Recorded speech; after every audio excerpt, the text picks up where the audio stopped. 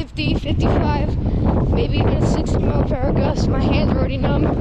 Look at this drain has already been overwhelmed, overflowed.